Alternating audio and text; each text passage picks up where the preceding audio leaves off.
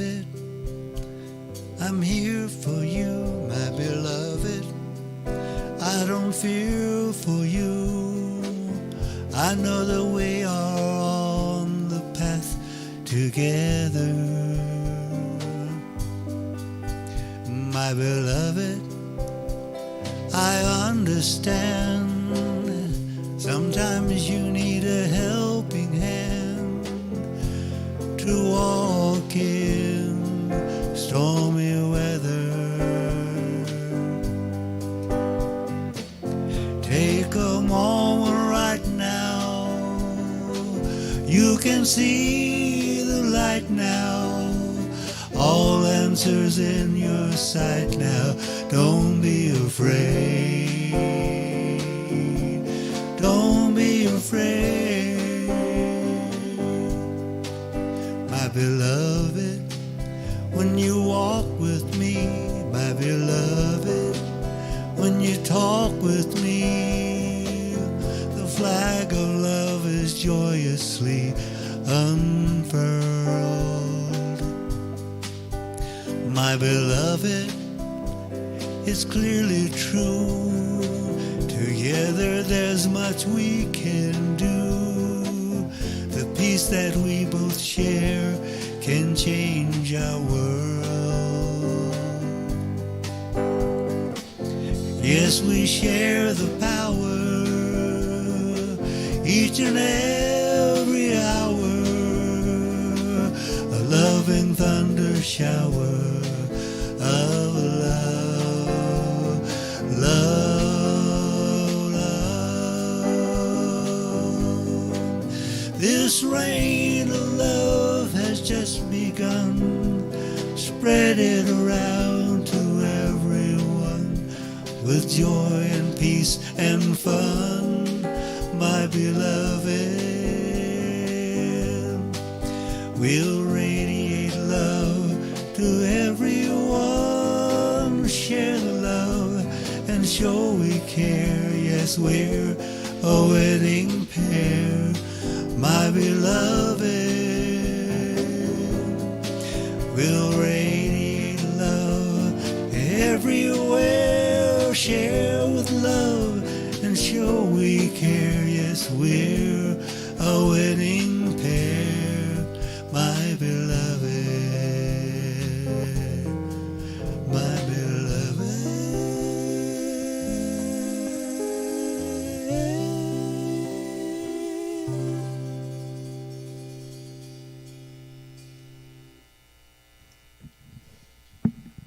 Thank you so much, Michael and Chris. Good morning, everybody. Good morning, those of you at home on live stream. My name is Bobby, and I'm happy to be here today to welcome you to our service today at Unity Center of Divine Love and Light. For those of you in the sanctuaries, those of you watching from home, from live stream, we affirm that we are all one in the Spirit.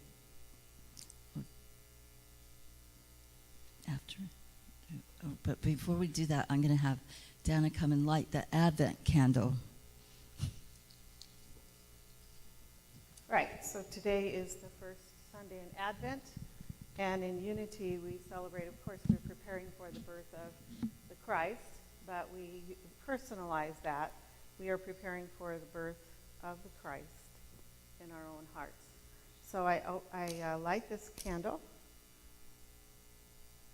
for hope, and I see the world enveloped in the warmth of hope as we prepare for the birth of the Christ in each individual heart. Thank you. And also, Danna's our guest speaker today, and her talk title is A Mountain, a Molehill, or Nothing at All? It has a question mark, so. Anyway. So special thanks again to our musicians and also our media team, Byron and Wayne, for their extremely valuable contribution to this ministry. I would like you to join me right now in opening prayer.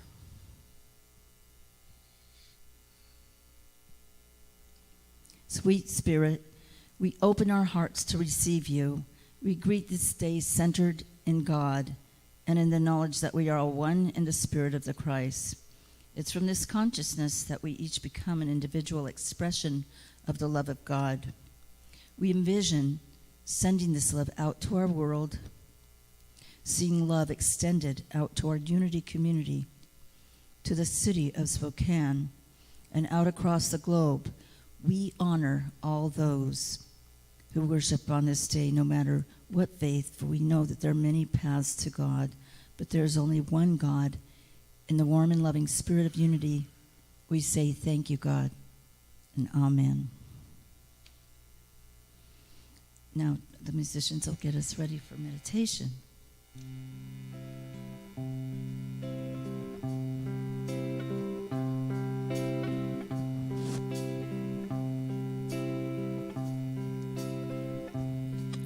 I am, I am,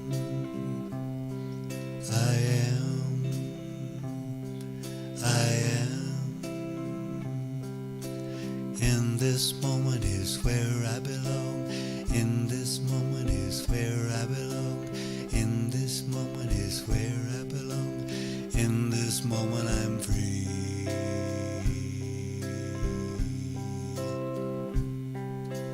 In this moment is where I belong. In this moment is where I belong.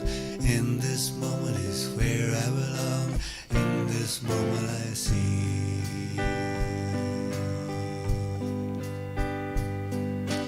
peace in my heart,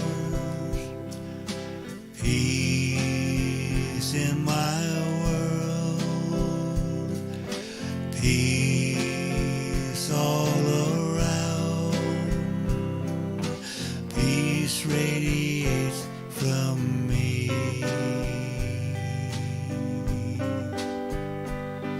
In this moment is where I belong. In this moment is where I belong. In this moment is where I belong. In this moment I'm free.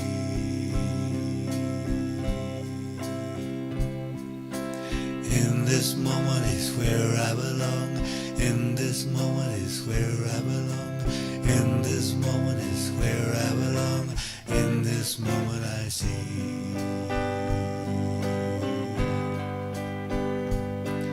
love in my heart, love in my world, love all around, love radiates from me.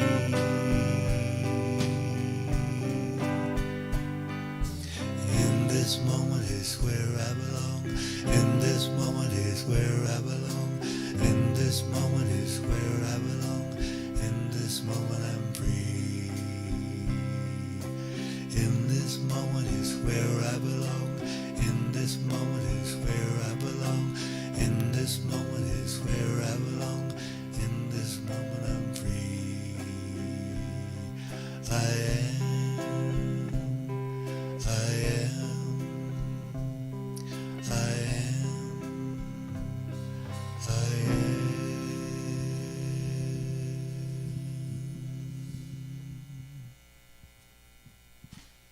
I am in this moment. We are all here in this moment because this is our place and time. We chose to be in this place and time. And we are meant for a time such as this. I ask you to place your feet comfortably flat on the floor. Close your eyes and take a cleansing breath with me.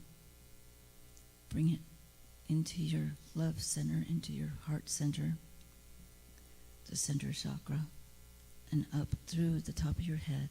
Breathe in. Hold it for 1 second. Breathe out. And as you breathe out, focus on your feet. Remember that energy goes where conscious thought is aware. So where our awareness is where our energy will flow.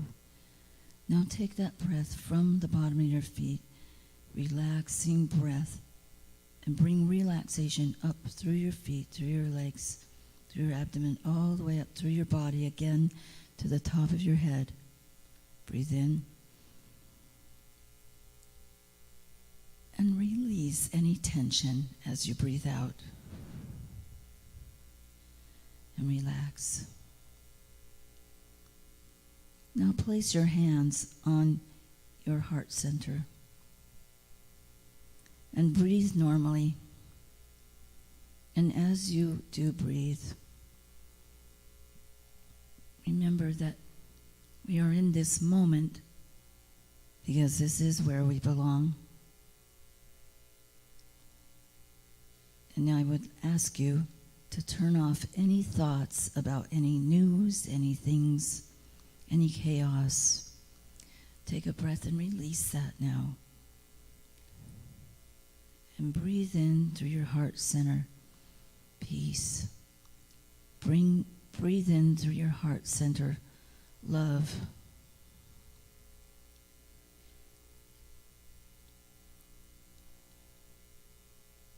In this time that is meant for us,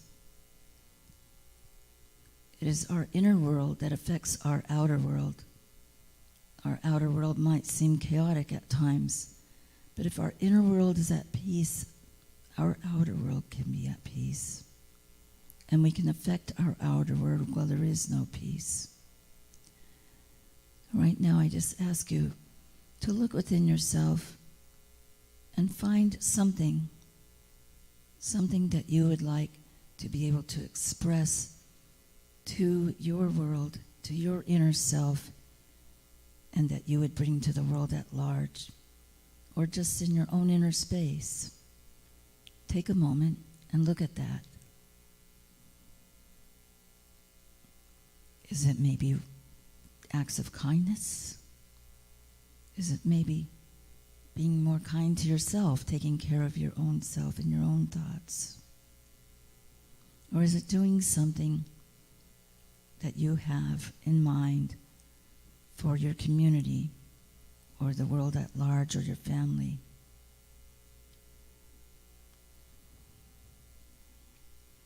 We have all that we need within us now to perform any acts of kindness, any acts towards ourselves, to reframe anything within ourselves. We have all we need within us now. Say that to yourself. All I need is within me now.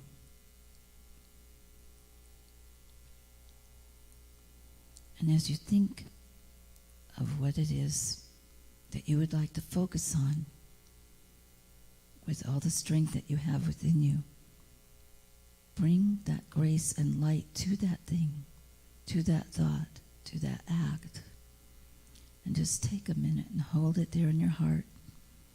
Breathe slowly and focus on all the strength from the field of energy, the infinite possibility that will help you accomplish your goals.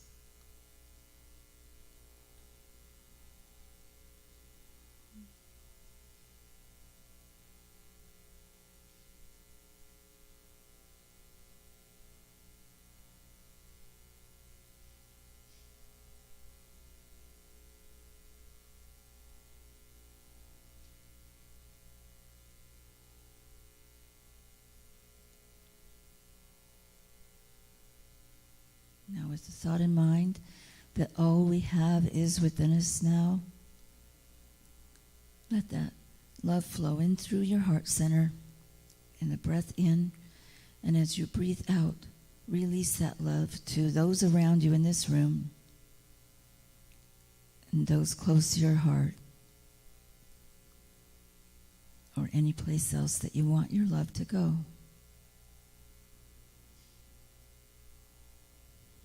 Breathe love in. let love radiate from you, out from your heart center. And know that all is good and that all we have is within us now, and all we need is within us now. For you are meant for a time such as this.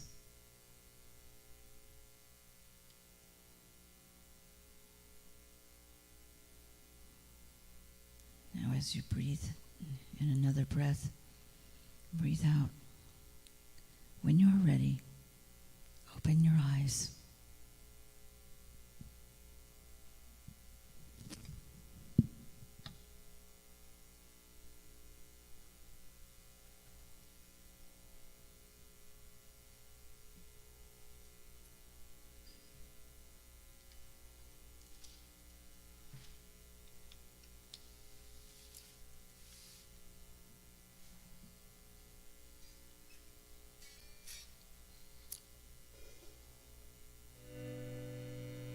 Thank you for that nice meditation. That helped me be me, doing what I'm doing right here, right now.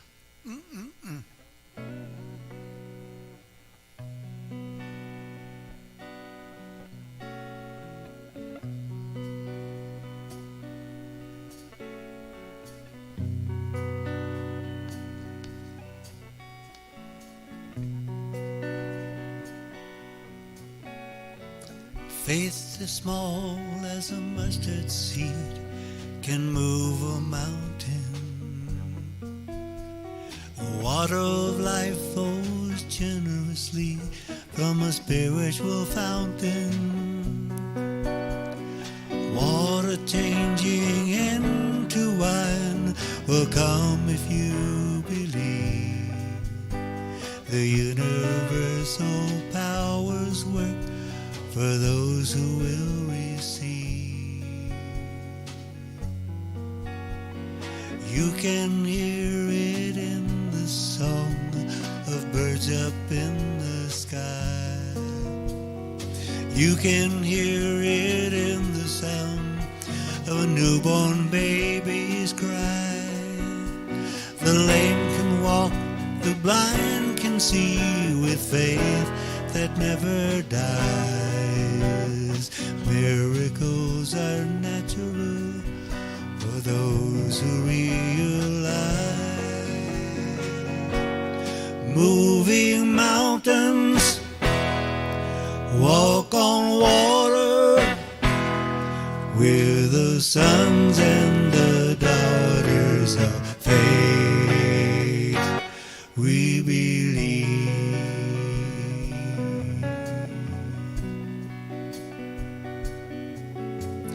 Trust in something you can see is sometimes hard to find. What truly can or cannot be is questioned in our mind. It's not so strange for those who know. Belief in God will quickly show. The law will give you what you need. With faith as a grain of mustard seed. Moving mountains, walk on water.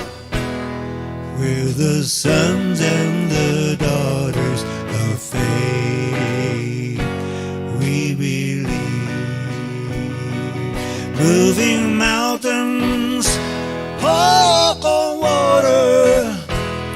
We're the sons and the daughters of faith. We believe. We believe.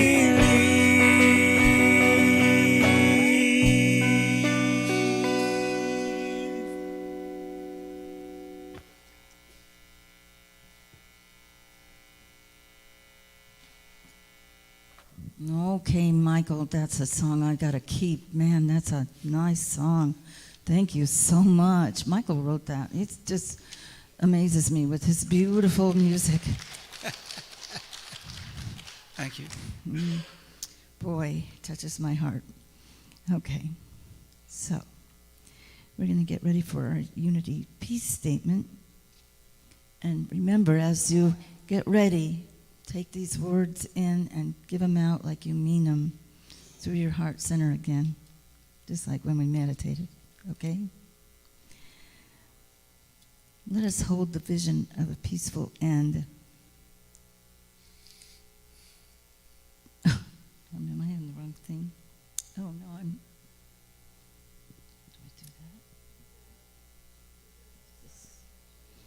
that? Of a peaceful end to violence in all nations, presently at war. And I invite you to share in the unity statement of peace together. Let's personalize that like we've been doing. If you can remember that we are going to say that I honor the many names of God, and we and I in this, okay? Unity stands, I stand for peace in the presence of conflict, for love in the presence of hatred, for forgiveness in the presence of injury. I honor the many names for God, the many paths to God, the many ways to worship God. And there's one power and presence of God, and that God loves each one of us equally. I stand for peace in my lifetime. It is therefore my position to urge all nations, their leaders and their people, to turn to God by whatever name for guidance during these challenging times, and to pursue peace, not war, for this is what honors the God of all our faith traditions. Thank you. Now let's all stand and pause in silence and acknowledge the divine in each other. And for those of you joining on live stream, I encourage you to envision yourself with all those you consider a part of your spiritual community. Feel yourself expressing love towards these individuals, beholding the divine presence within each of them.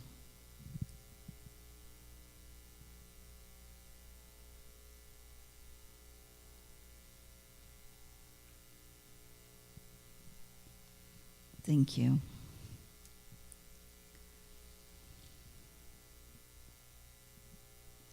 Now, we're going to ask our musicians again are going to lead us into the message that then Danna is going to deliver our message to us today. So I'm waiting for another exciting song from Michael. Go for it.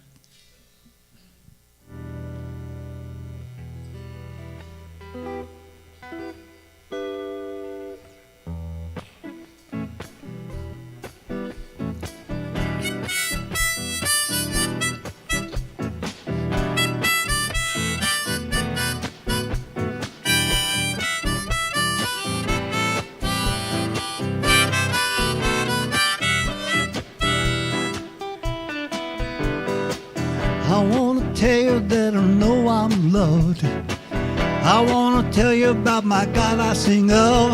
I wanna tell you that I know I'm loved, and I know the same for you. I wanna tell you everything's alright. I wanna tell you God loves me day and night. I wanna tell you every word is true, and I know it's true for you. Ain't no more running around in the dark. I got saved like Noah in his ark. I wanna shout it from the highest hill. I know God loves me and God always will. I wanna tell you that I've seen the light. I feel God's love and I feel God's might. With my hand in God's, everything's alright, and I know it's true for you.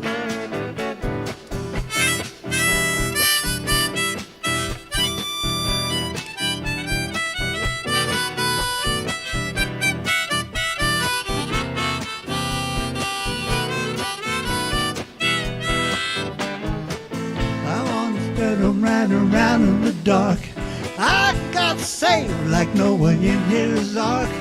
I wanna shout it from the highest hill. I know God loves me and God always will. I wanna tell you that I've seen the light. I feel God's love and I feel God's might. With my hand in his, everything's alright, and I know it's true for you. Yes, I know it's true for you.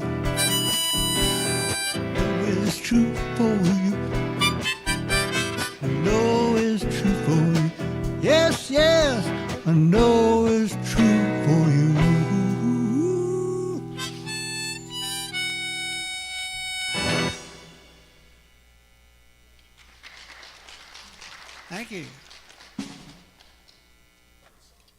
Thank you so much, Michael. Thank you, Chris. Thank you, Byron and Wayne. Thank you, Glasses, for being here if I happen to need you. All right, I want to share a story first. I heard this story about a dog trainer that got very proficient at training dogs, and this person started to advertise that if you had a problem dog, they could fix that problem, and your dog would be good to go, good to be a great pet in your home and safe and free from all of those annoying habits. So the dog trainer became more and more successful, and of course there was more and more dogs showing up to be trained. And there was a pack of dogs, essentially, these dogs that came back frequently to be trained. They became sort of a pack. They knew each other. And they started to notice that if a new dog came into the pack, of course, they give the new dog some time to kind of get familiar, and the dogs would gather and kind of smell each other and all those things that dogs do. And they started to notice that these older dogs, the more well-behaved, more well-trained dogs, started to kind of like create a huddle, kind of like Gonzaga does at the basketball games. And one of the senior dogs that would happen to be a larger dog would start to just kind of like lean in, and all the other dogs would just lean in and kind of listen and watch what the dog was saying, and it sounded almost like they were whispering. It was kind of like this funny sound was coming from the middle of that huddle. And so the dog trainer started to get really curious about, like, what's really going on here? And so the trainer would kind of get a little bit closer to kind of just try to hear what was going on. And after they finished this little huddle, they didn't say "go Zags," but they kind of would laugh. It's like the dogs were kind of like giggling a little bit, just like this kind of hissing sound was coming from the dogs. And it was the most peculiar thing. So finally the trainer got close enough he could actually hear what was being said. And so the older dog in the pack was telling all these newer dogs, you know, when you start training, you're going to get a lot of treats. So try to play stupid as long as you can. So there's the dogs. So that actually reminded me, it's a spiritual story. Because when we start on our spiritual journey, it's all, you know, it's all warm fuzzies and roses and hugs and giggles, and it feels like this wonderful time. We've found our home in unity, and now we're really excited to jump right in. And then as soon as we jump right in, all of our stuff starts to come up, doesn't it? And so it's a little bit harder to do the work than it is just to get the treats. So my title is A Mountain, a Molehill, or Nothing at All. And kind of what I mean by that is, as I reflect on my life, from this perspective, looking back, right, I noticed that a lot of the things that I thought were like earth-shattering, life-changing, tremendous mountains to cross, end up looking more like a molehill, looking back.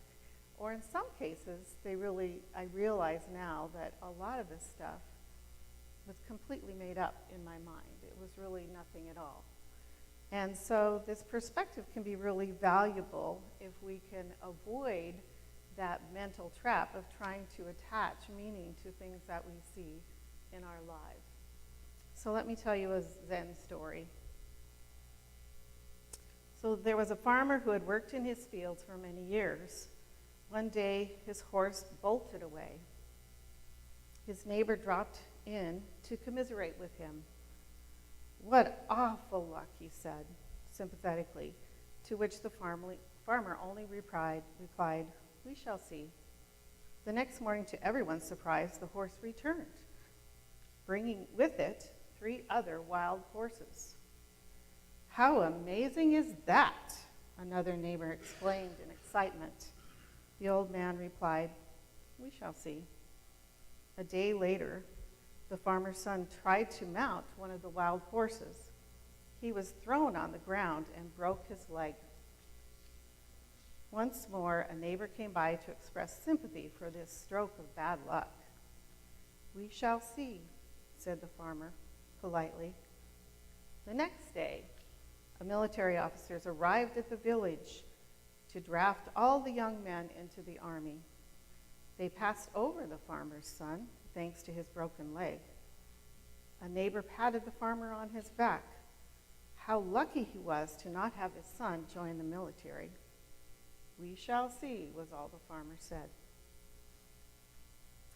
So we shall see.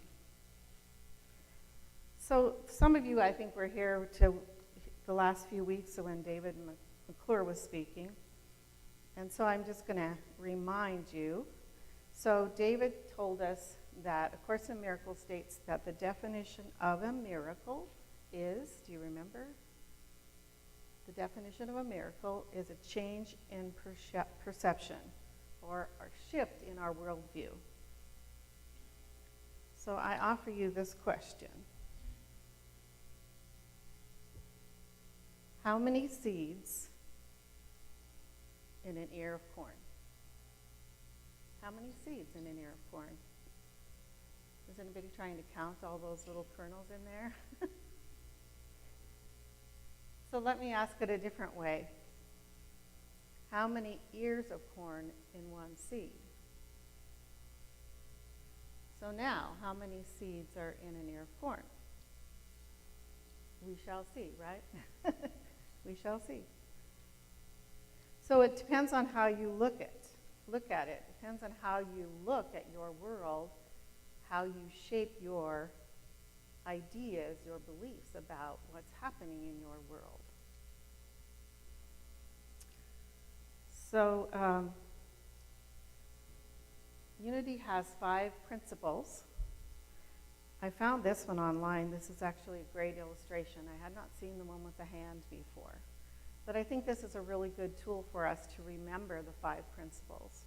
So the 5 principles abbreviated on this hand are God is, I am, I think, I pray, and I live.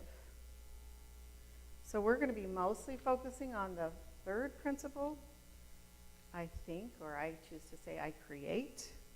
But let's just review all 5 of them because I think it's been a while since we've done that. So the first principle, we use sometimes an affirmation that we say O-P-O-P-G-G-O. Some of you have heard that, O-P-O-P-G-G-O, which stands for one presence, one power, God the good, omnipotent. So, God the good, omnipotent. Sometimes we say there's one presence, there's one power, there's one activity in my life and in the universe. God the good, omnipotent. So what would it look like if we actually believed that? There's only one presence and one power in my life. What would it feel like if we believed that? Sometimes we do believe it, don't we? And then there's these other times when fear creeps in, judgment creeps in, stress creeps in. So A Course in Miracles says, nothing that is real can be threatened. And of course, nothing that is unreal exists, right? So nothing that is real can be threatened. That sounds a little bit to me like there's only one power in the world, and that is God, and that is good, and nothing that is real can be threatened. In other words, all those feelings of threat, all those feelings of fear are in truth unreal. They're based on falsehood. So the second principle is I am. Our essence is of God, therefore we are all inherently good. So we talked about there is that divine essence in every person. We are all inherently good.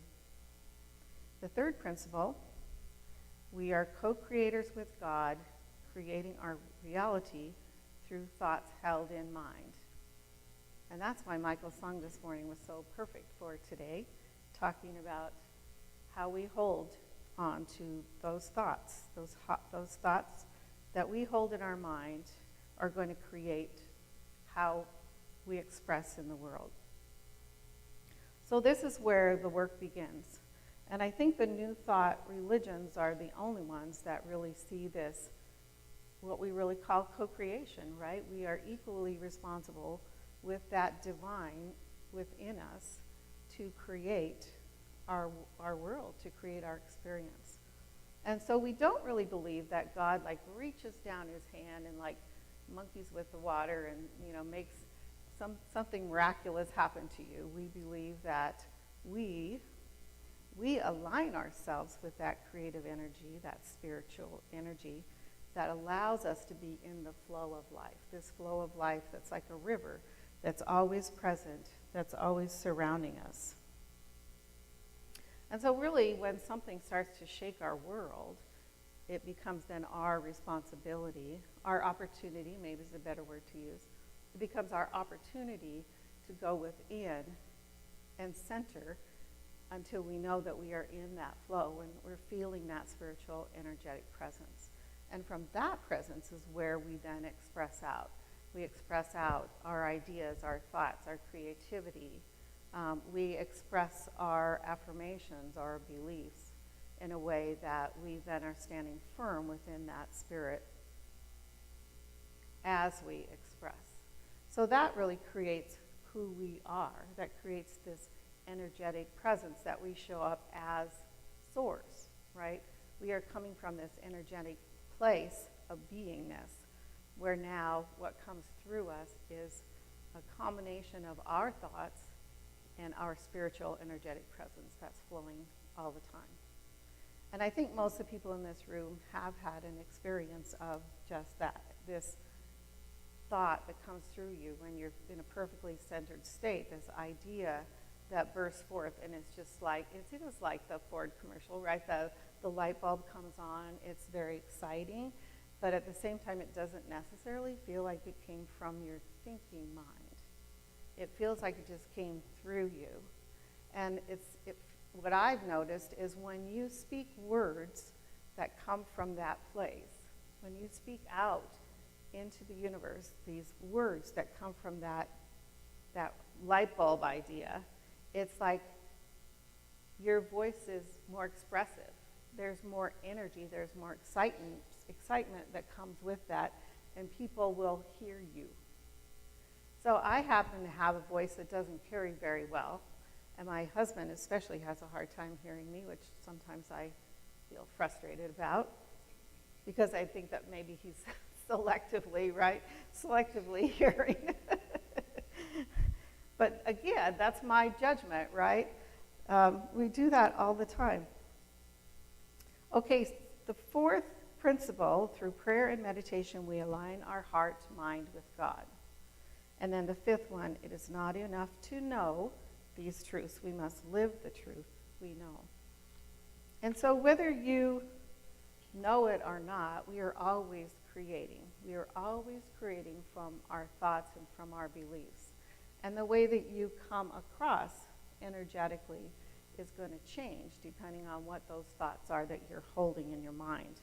Even though your words might say one truth, like there's only presence in my life and in the universe, how you express that and how you live that is going to reflect what the truth is in your mind, whether that is fear, whether that is anxiety, whatever that is.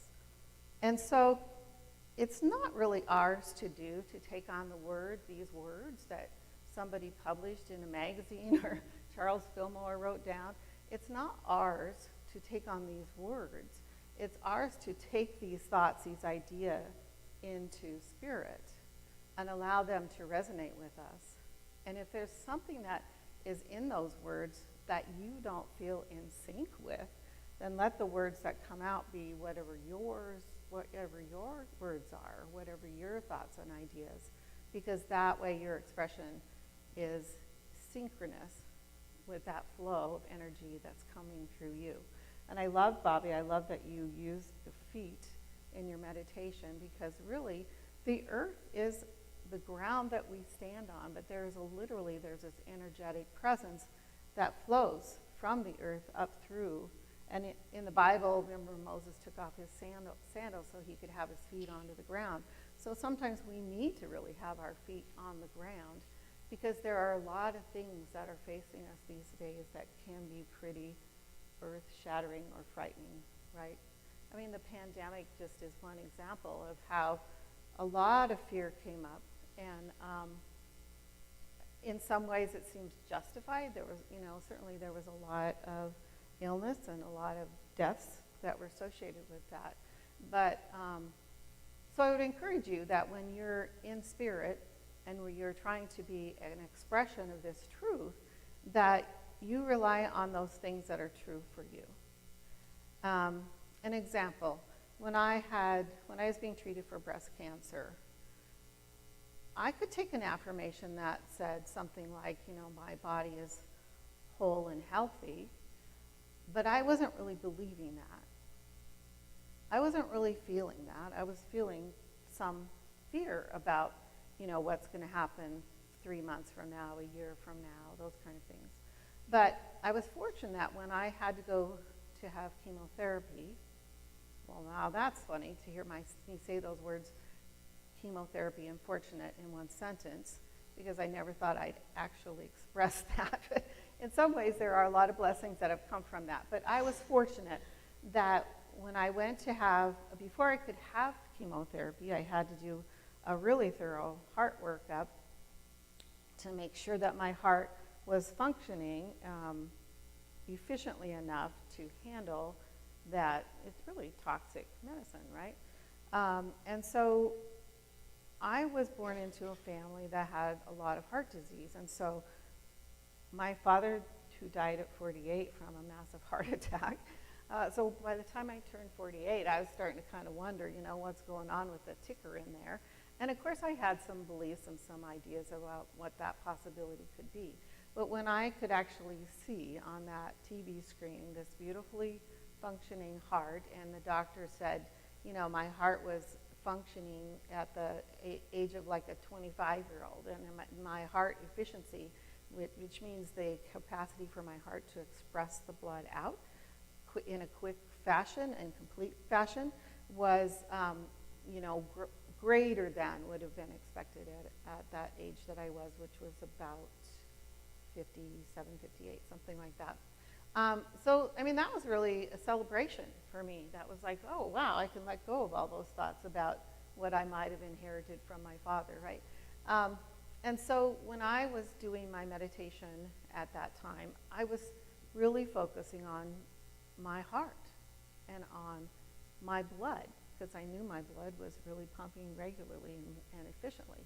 And so I could start to hang on to some things that were really true for me, that I really did believe, and I could just really affirm, my blood is, I could see my blood cells going in and attacking the cancer, and I could see my blood efficiently going through my body and excreting out the toxins. There was a lot of things that I could believe, even though I couldn't go all the way to like my body is wholly perfect right now, So it's like I encourage you to start with those things that you can believe, and then work your way into how does that become there's only one presence in my life and in the universe.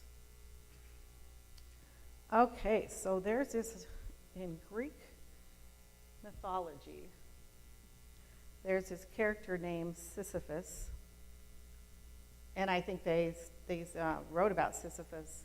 Homer wrote about Sisyphus in the Odyssey and the Iliad. But Sisyphus was really this creature, this being that was representing the human condition. So here we are in life, and we're pushing this boulder up the hill, and at the end of the cycle, we just get to the crest of the hill, and the boulder overcomes us, and it rolls back down. And then the next day, we start again, pushing that boulder up the hill. And I think that this is a picture that we can sometimes identify with. Sometimes we have the tendency to get caught in overdoing, perhaps, or in overgiving. Sometimes we get caught in this time trap of there's so many things that I have to do today, and I just don't quite have enough time to do it. And we start to feel this burden, and then the next day it feels like we're pushing that boulder back up the hill. We get hooked on winning. We get hooked on strategies, goals. We get hooked on sympathetic tendencies where we're seeing people as victims, perhaps. And we're trying really, really, really hard. Anything that we're trying really, really hard, that's a clue that you're probably not in the flow, right? Sometimes we try too hard. Sometimes we're giving from a sense of getting attention or somebody seeing us as impressive or more intelligent or more capable or more powerful. That's a good one. Powerful, we love that.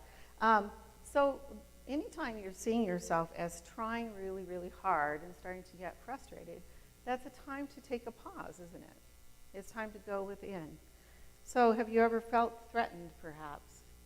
Have you ever felt offended? When you're seeing yourself now, you're in judgment, right? Have you ever felt resentful?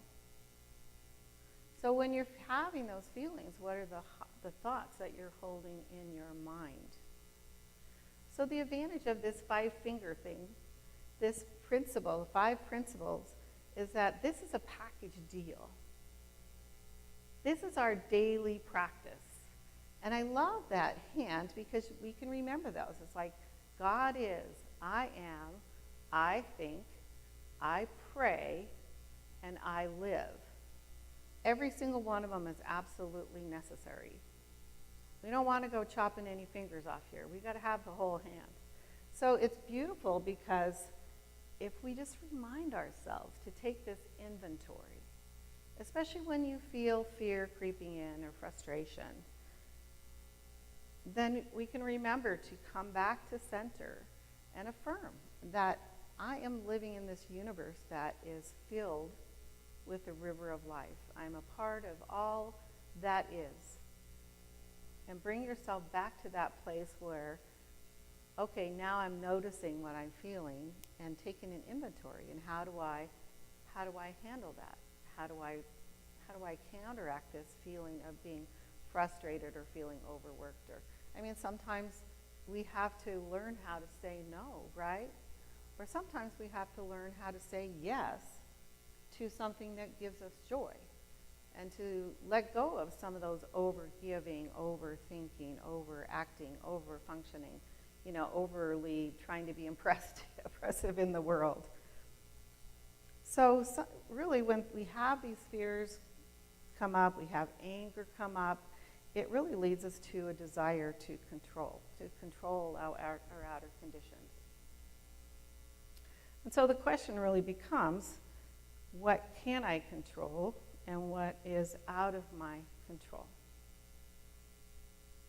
So has anybody, we really are kind of addicted to this idea of needing to share with other people the things that really piss us off. Have you noticed that? And it's even more pronounced now in our world if you happen to have what we call a smartphone. I don't know, that's probably not a very good term either, is it? So we rely on this phone for information. Sometimes we rely on the media for information, which is even more disaster. But so we rely on our smartphones, and if you happen to then on Facebook, for instance, or any social media, you share something, then whatever it is you shared is going to come back to you. That message behind what you shared, you're going to start to see more and more and more posts of similar content because that's how it works. And so that's even more like thoughts held in mind, right? There was a thought held in your mind, and now you've sent it out to the universe, and it's coming back to you lickety-split. It's even faster than your own brain works. So we need to be so careful and so cautious about what are the thoughts that we take in. I can't tell you how peaceful my life was this year, that I had zero television news during the election. I have not watched television news for over a year. And I do like the news. I do get my news from other places. I read the paper every day. Certainly anything about Gonzaga basketball, I read that. I do listen sometimes to NPR, but I don't ever listen to anything that's called a talk show. You know, they also call it a news show, but when it's all these different heads that are talking about what they believe about something, that is not news. That is a talk show. That is I believe, I'm projecting, I'm assuming, I'm guessing what's going to happen tomorrow. And I don't need to have that in my life. And I'm really much more happy, much more centered without it in my life, because guess what? Those are things that are out of my control, right? So we need to keep our domain, those things that we actually have to hold on to, have concern over, have ideas about, have information about, have thoughts about, have goals about, to those things that are in our control. What I give my energy to, how I speak to myself, how I handle challenges, my boundaries, my thoughts, my actions, and those are the only things in my control. My future is not in my control. The future of our country is not in my control. The future of our planet is certainly not in my control. But now, here we go. If there's something, if I am holding this concern about our planet, as many of us are, right, I have to focus in my domain of what is in my control. So what are the actions that I can take to help myself feel more responsible towards our planet? What are the actions I can take to talk to people, to inform myself about our planet? And I think the more I do that, the more gray it becomes.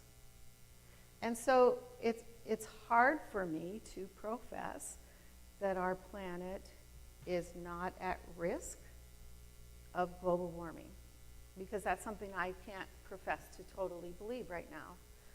I do believe that there is a cycle that's happening, that the planet is getting warmer. So I'm not going to say something that I don't believe. But I do believe, I have evidence, I have observed in nature that nature is very resilient.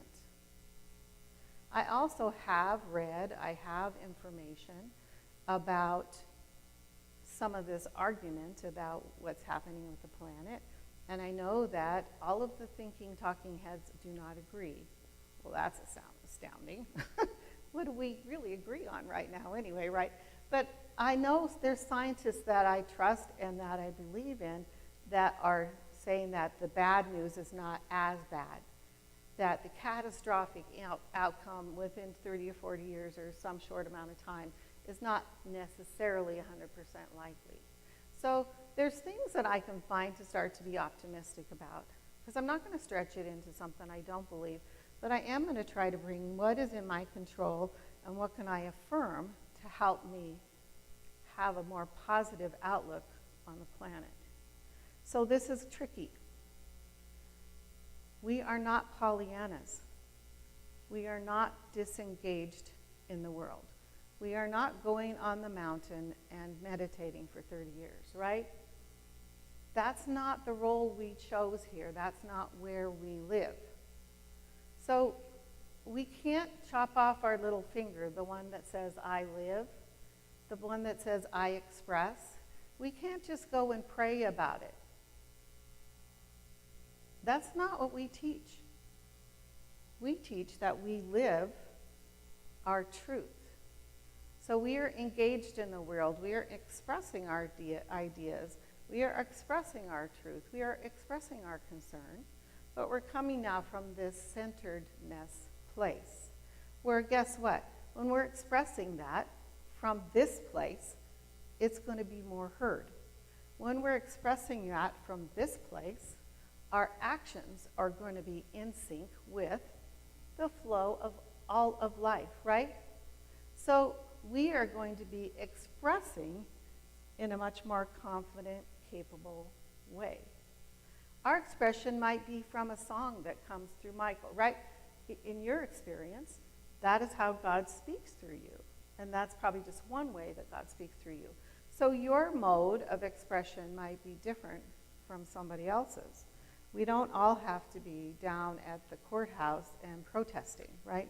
So whatever it is that is yours to give, whatever that gift that is yours to give, is how you are going to express.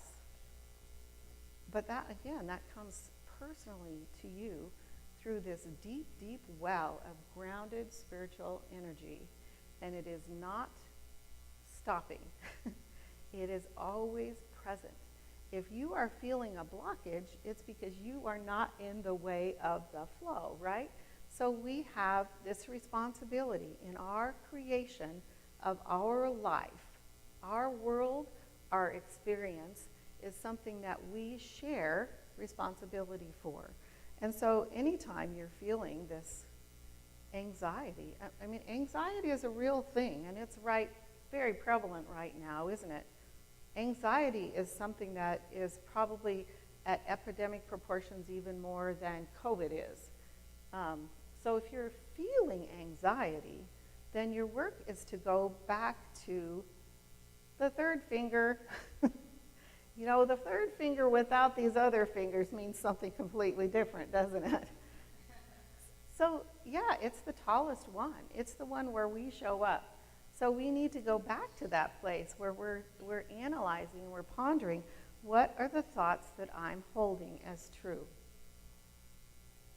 So it's true that if you are in your striving self, the harder you push, the worse you feel. Because striving is really hard. That old Sisyphus with the boulder, right? And so it compels us to go into this spiritual, energetic place in the silence. It doesn't have to be meditating on a mountain. It can be walking around in nature. It can be actually physically doing something as long as your mind is quiet. If you're doing something repetitive, yesterday I went to jazzercise. Something repetitive, I'm not thinking about anything, I'm just, other than, oh God, I hope the hour ends soon. But anyway, I have this energetic flow going through me because I'm working my butt off, right? But I'm not in my mind. I'm not really thinking about anything. And these ideas come through me, and it's like, oh, I could do that tomorrow in my talk. So, I mean, that's when you get excited about something, not about what you're physically doing right now, which was actually somewhat painful, somewhat difficult. So we realize that we're in this place of anxiety.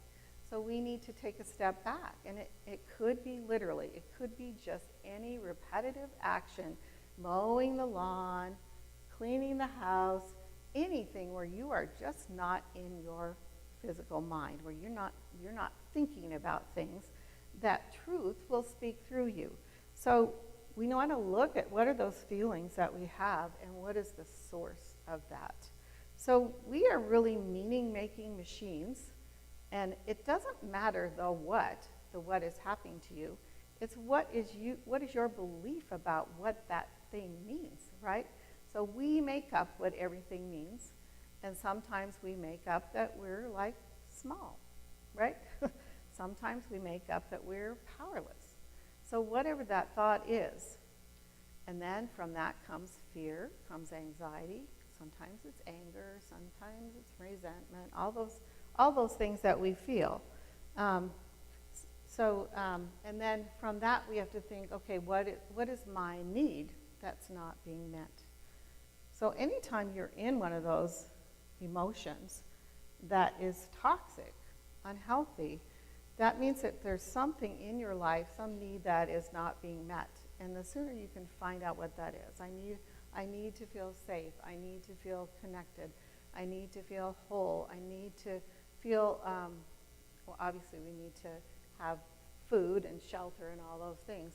So what is that need that's not being met? And then you can focus your energy and your affirmations on that need, on assuring yourself that the world is abundant and that you have enough, and that, by the way, you are enough. So this is from Charles Fillmore, and it's slightly improvised because the words he used were a little arcane, but fear is a breeder of poverty. Select carefully only those words that energize your world with the idea of plenty, for like attracts like in the unseen as well as the seen. Never make an assertion. Never make an assertion, I'm not worthy, I'm too fat, I'm not good enough. What are those things? Never make an assertion, no matter how true it may look on the surface, that you would not want to see persist in your life. Never make assertion that the world is coming to an end unless you want that to persist in your life. Never go out and be an activist about the world coming to an end unless you want that to persist in your life. So find what it is that you can positively believe in that is in sync with there's only one power in my life and in the universe. And whatever that is, put your action toward that. And now the energy is going to be flowing through you at 100 bajillion decibels because you are going to be so alive in how you express that truth. But if it's not aligned, with the truth, and if it's not aligned with your actual belief, you are still sitting in that chair in a pause, right? You are still on pause. So we practice the pause. Pause before judging, pause before assuming, pause before accusing, pause whenever you're about to react harshly, and you'll avoid doing and saying things you'll regret. Pause before judging, pause before reacting, pause before inflicting your judgment on others, and you will avoid doing and saying things that you'll regret later. So think about this. If you're feeling fear, anxiety, any of those thoughts, anger, what part of you is actually upset? What part of you is actually upset? Is it your higher self, your true self, or is it your small self? Your false self, your ego? So most of the time, it is not your true self. Most of the time, that part of you that's in fear, especially, is your ego. That's coming from your ego. So if we can move back to the big picture of who we are in God, our true self, to discover what we desire to create. That is something that we want to have persist in our life, right? So allowing God in your creation. So Tara Brach describes this as in the moments of non-doing, when you are in meditation or when you are centered, there is a space of intelligence that enters your being. That's what it feels like to me. It feels like there's this kernel of truth that comes in from somewhere, and it comes into my mind. And it really just feels like it's a gift. It's a gift, I would say, from God. You can say from the universe, from intelligence, from source, whatever the words that make sense to you. So in the moments of non-doing, a space of intelligence enters. And this space is a part of the divine mystery. The divine mystery is something that our scientific world is hearing more and more, or is hearing less and less about. I think in the biblical times, there was probably a lot more experience of the divine mystery for one reason, because people were oppressed, right? There was a lot of suffering going on, and there was a lot of cause to pause, just from the sheer overwhelm of all the other stuff going on, feeling pressed, right? And now you need to express. So I think now we turn to science more for what are the reasons, or how does this work, or how does that work. And I am a scientist, people. My degree is in microbiology. I have been a scientist my whole life. I'm not trying to poo-poo science, but I think that the more that we rely on science to give us answers, it's pointing back to this great mystery. It's pointing back to this holistic, very flexible, very resilient world that is filled with energetic presence. And so it's really interesting to see now that, people going into space are having these beautiful spiritual experiences. People studying the brain are having these amazing spiritual experiences. It's happening everywhere, and I think that science is really an iterative process to try to find answers.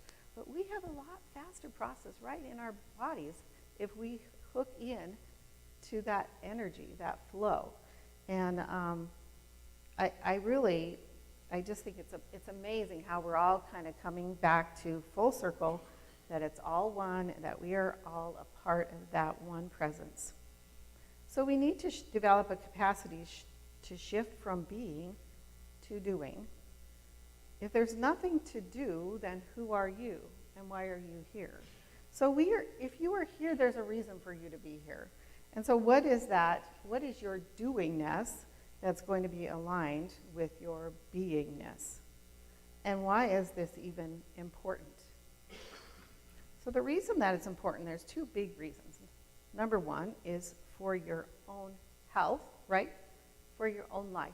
Because science, my friend science, is showing that us under stress is not a really good thing for your healthy body. Us under stress is not really a good thing for how you express, for how you feel, for how you learn, for how you grow, or anything that you might want to do. So just to satisfy your own body's need for calm is one perfectly good reason to go to center, to spend more time every day in some kind of activity that quiets your mind.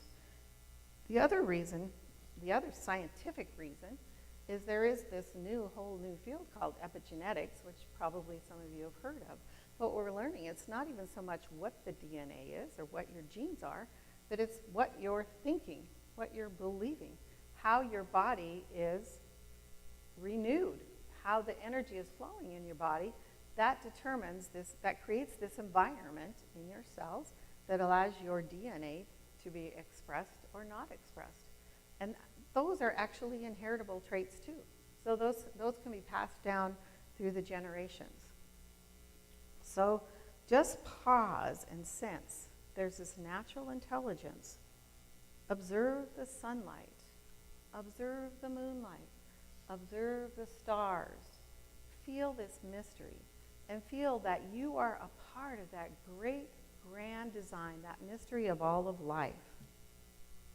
So then we develop this capacity to shift from being to doing. And that doingness then is in sync with this divine flow that you are all a part of. So I want you to know that here we are in the season of Advent. And the season of Advent is really a symbolic time when we affirm the birth of the Christ in ourselves. So let us just take pause. This is a beautiful time to do this. It's dark more than half the day, right? We're coming up on the darkest day of the year. And this is a wonderful time because it's dark a lot of the time. Darkness brings us to this place of wanting to go within, this wanting to retreat. It's cold outside. Guess what? We want to go indoors. We want to get warm.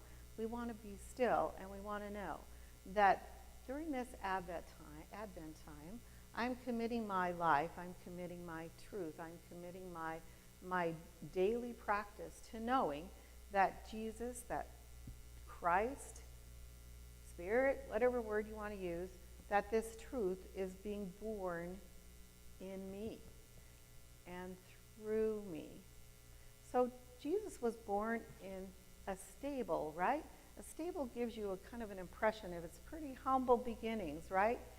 But it's stable, right? We are in this small, feel yourself enclosed in this stable. And it is supporting you, but it's supporting this humbleness that's in you. When we are in spirit, we come from this place of humility because it's not just about us. We don't even need to worry about the small self at that point, right? We need to just cultivate this universal presence that's in us, and our lives will be wonderfully amazing. Not that bad things won't happen. We're going to still be stepping in the doo-doo a lot, but our experience of that will be different. So life is not a problem to be solved, but a mystery to be lived. Follow the path that is no path. Follow your bliss. Thank you.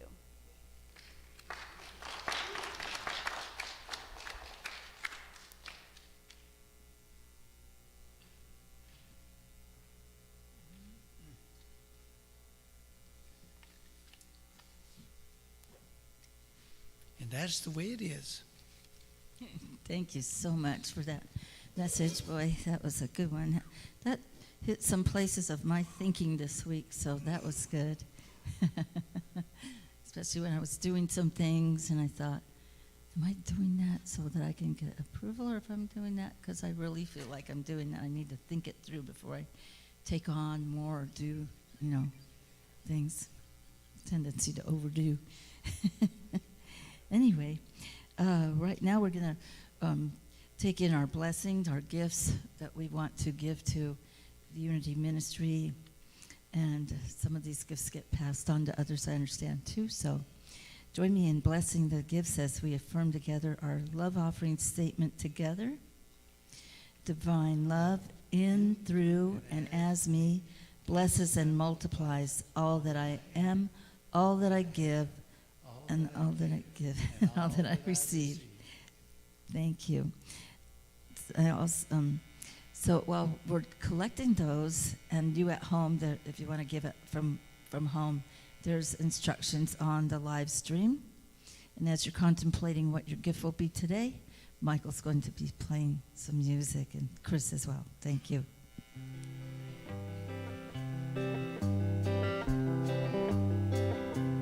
Here and now, I found my peace. Here I found my sweet release. I have found my place of rest as the fledgling finds his nest.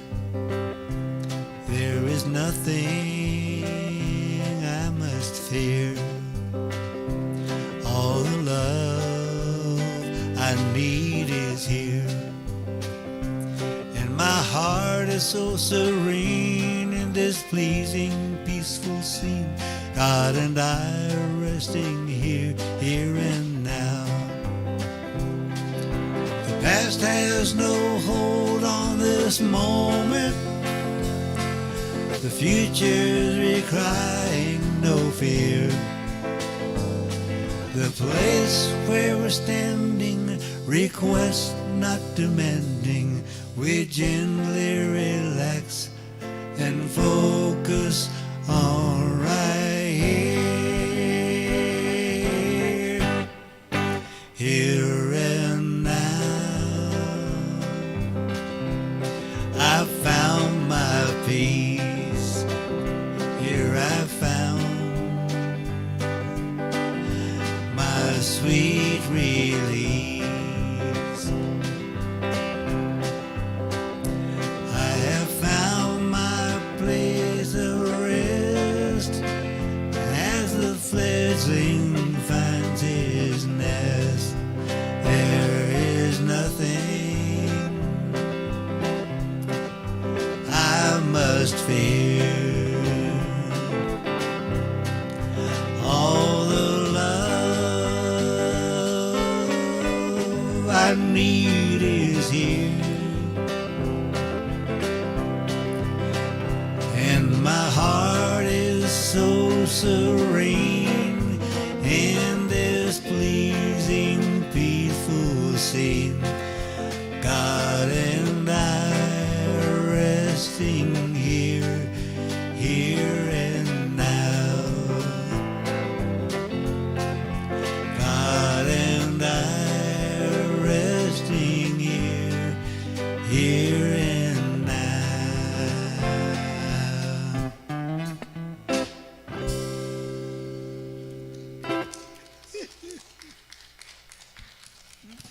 Thank you for that, Doug. I'm going to bring the offerings forward, please.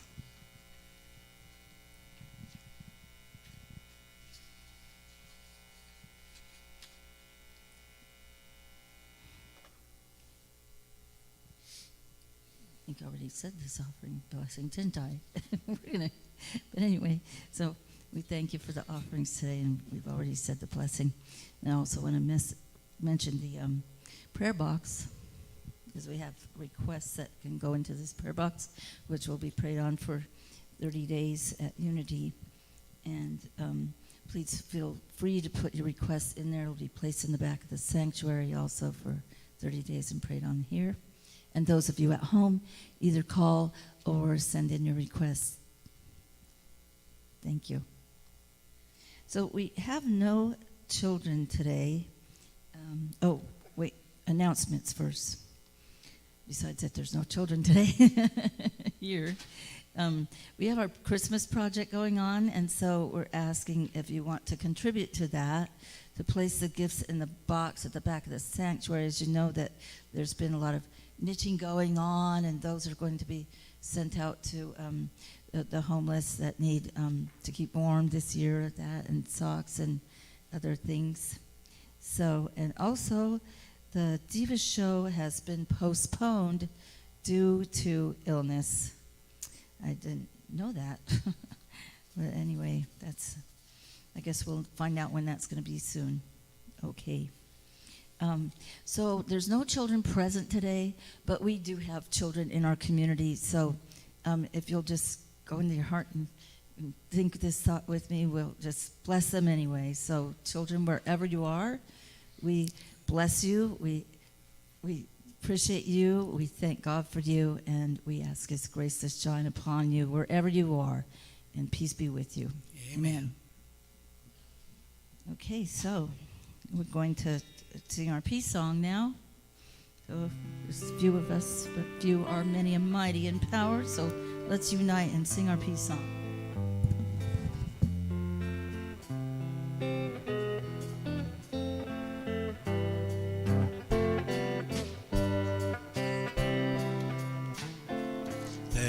Let there be peace on earth, and let it begin with me. Let there be peace on earth, the peace that was meant to be.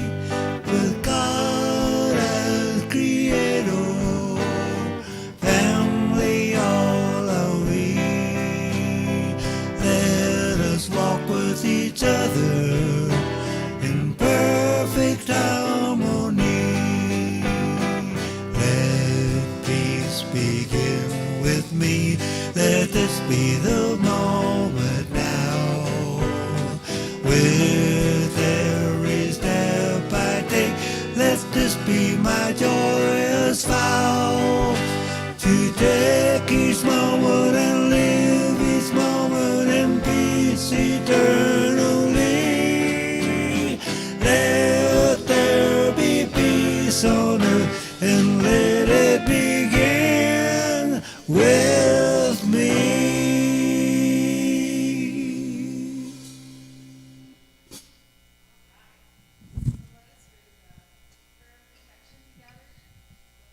That surrounds us, the love of God enfolds us, the power of God protects us, the presence of God watches over us.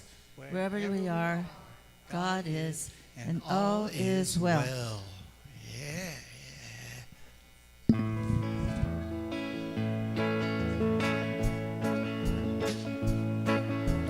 Join in the circle hand in hand. Here we are together in the promised land. Drop all your troubles, sing along with me. We're bunches of the children in God's big family. We're all God's kids, that's the way it is. Dancing in this world that's ours and His. Those crazy old blues are around us kids. So let's have some fun, 'cause we're all God's kids.